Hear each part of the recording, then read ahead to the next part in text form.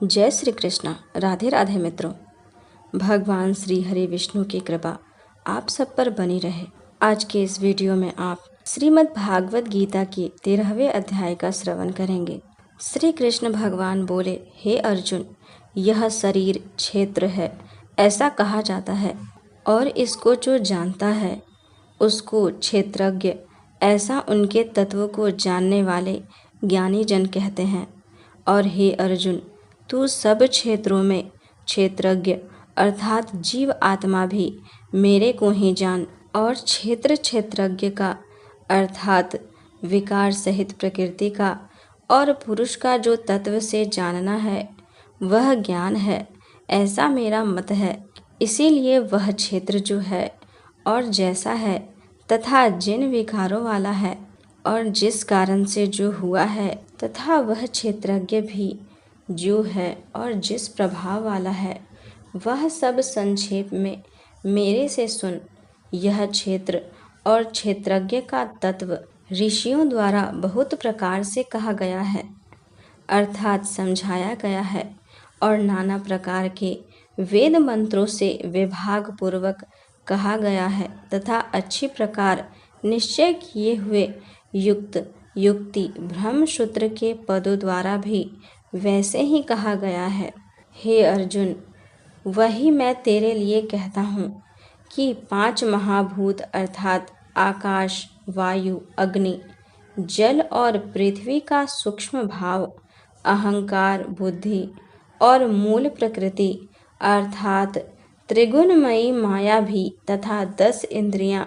अर्थात श्रोत्र, त्वचा, नेत्र, रसना और घ्राण एवं वाक, हस्त, पाद, उपस्थ और गुदा, एक मन और 5 इंद्रियों के विषय अर्थात शब्द, स्पर्श, रूप, रस और गंध तथा इच्छा, द्वेष, सुख, दुख और स्थूल देह का पिंड एवं चेतनता और धृति। इस प्रकार यह क्षेत्र विकारों के सहित संक्षेप में कहा गया। हे अर्जुन, श्रेष्ठता के अभिमान का अभाव, दंभाचारण का अभाव, प्राणी मात्र को किसी प्रकार भी न सताना और क्षमा भाव तथा मन वाणी की सरलता,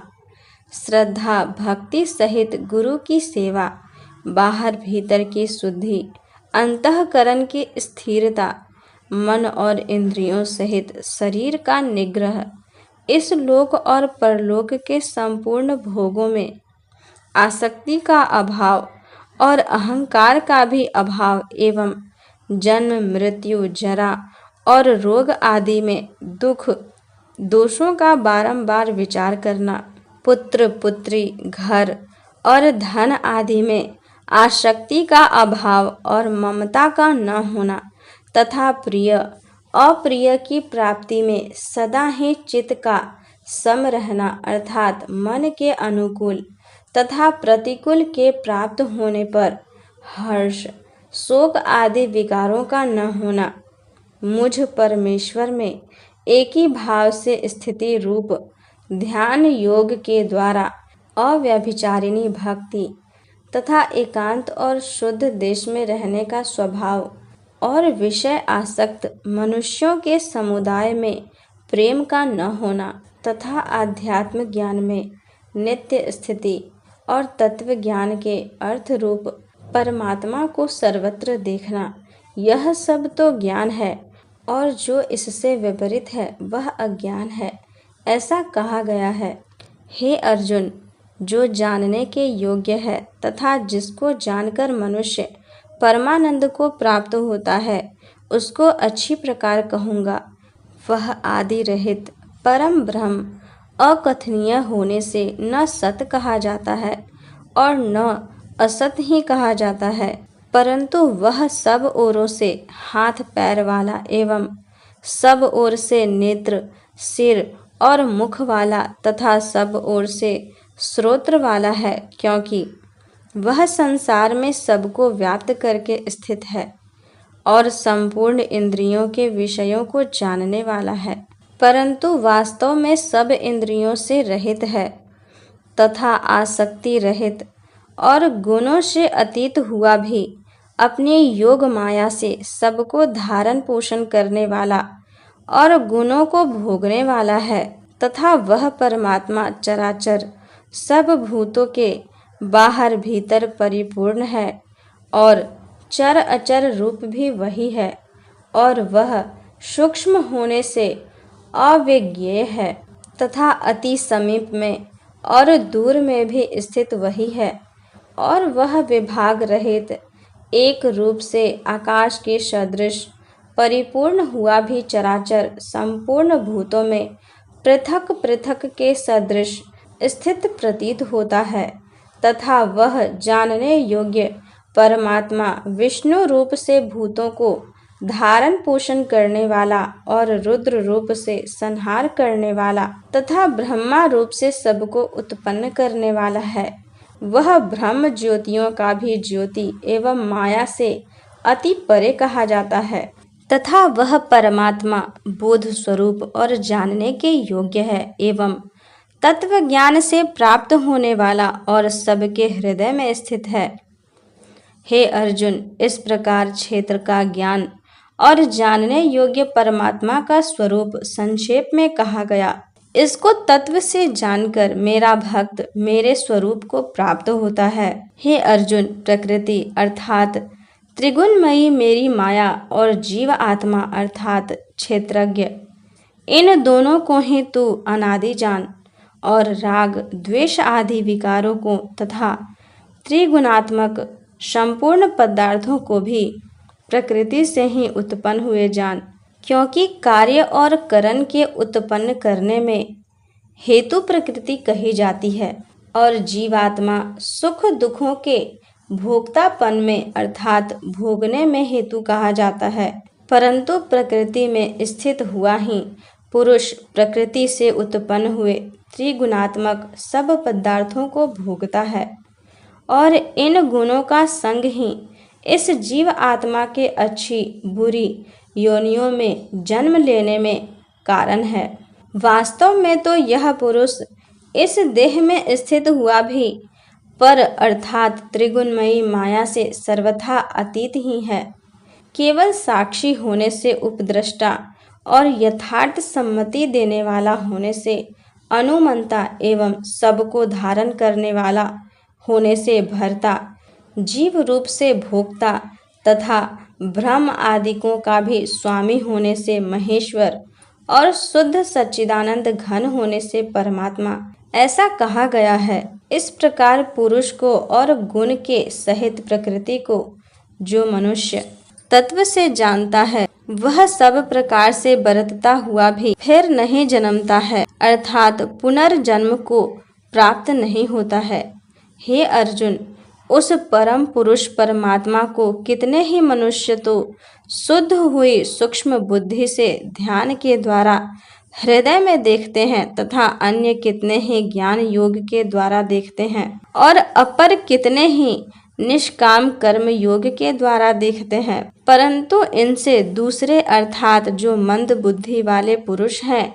वे स्वयं इस प्रकार न जानते हुए दूसरों से अर्थात तत्व के जानने वाले पुरुषों से सुनकर ही उपासना करते हैं अर्थात उन पुरुषों के कहने के अनुसार ही श्रद्धा सहित तत्पर हुए साधन करते हैं और वे सुनने के परायण हुए पुरुष भी मृत्यु रूप संसार सागर को निसंदेह तर जाते हैं। हे अर्जुन, यावन मात्र जो कुछ भी स्थावर जंगम वस्तु उत्पन्न होती है उस संपूर्ण को तू क्षेत्र और क्षेत्रज्ञ के संयोग से ही उत्पन्न हुई जान अर्थात प्रकृति और पुरुष के परस्पर के संबंध से ही संपूर्ण जगत की स्थिति है। वास्तव में तो संपूर्ण जगत नाशवान और क्षण भंगुर होने से अनित्य है। इस प्रकार जानकर जो पुरुष नष्ट होते हुए सब चराचर भूतों में नाश रहित परमेश्वर को समभाव से स्थित देखता है वही देखता है, क्योंकि वह पुरुष सब में समभाव से स्थित हुए परमेश्वर को समान देखता हुआ अपने द्वारा आपको नष्ट नहीं करता है अर्थात शरीर का नाश होने से अपने आत्मा का नाश नहीं मानता है, इससे वह परम गति को प्राप्त होता है। और जो पुरुष संपूर्ण कर्मों को सब प्रकार से प्रकृति से ही किए हुए देखता है, अर्थात इस बात को तत्व से समझ लेता है कि प्रकृति से उत्पन्न हुए संपूर्ण गुण ही गुणों में बरतते हैं तथा आत्मा को अकर्ता देखता है, वही देखता है। और यह पुरुष जिस काल में भूतों के न्यारे न्यारे भाव को एक परमात्मा के संकल्प के आधार स्थित देखता है तथा उस परमात्मा के संकल्प से ही संपूर्ण भूतों का विस्तार देखता है, उस काल में सच्चिदानंद घन ब्रह्म को प्राप्त होता है। हे अर्जुन, अनादि होने से और गुणातीत होने से यह अविनाशी परमात्मा शरीर में स्थित हुआ भी वास्तव में न करता है और न लिपायमान होता है। जिस प्रकार सर्वत्र व्याप्त हुआ भी आकाश सूक्ष्म होने के कारण लिपायमान नहीं होता,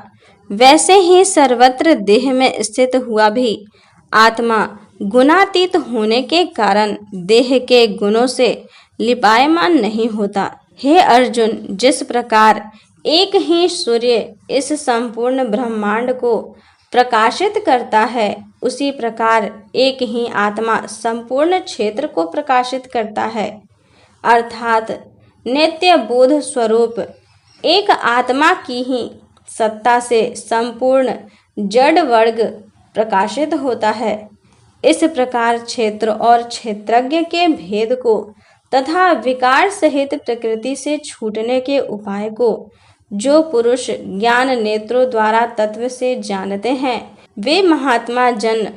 पर ब्रह्म परमात्मा को प्राप्त होते हैं। इस प्रकार श्रीमद् भागवत गीता में क्षेत्र क्षेत्रज्ञ विभाग योग नामक 13वां अध्याय संपूर्ण हुआ।